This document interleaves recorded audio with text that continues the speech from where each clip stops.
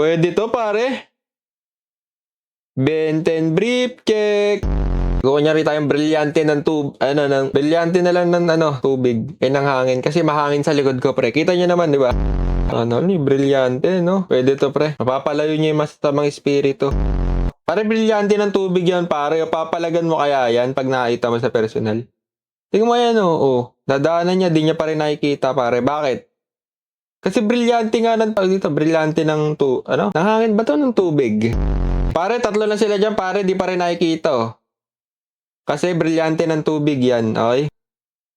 Hop! Tingnan mo, 4 naman. Ito yung top 0, pre, na di ko pa tinuturo sa inyo na magandang taguan dito sa WePlay. Sulatan na lang natin ng Benten. Ayun, Benten brief check.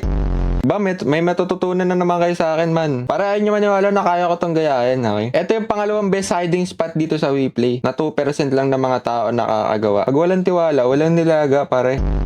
Halata, Teka lang, pare, di pa tapos. Trust the process ko, Baga, pag lumayo, pare, dito halata. Maniwala kayo. Ay, konting usod lang. Di na to halata, man. Pag lumayo, man.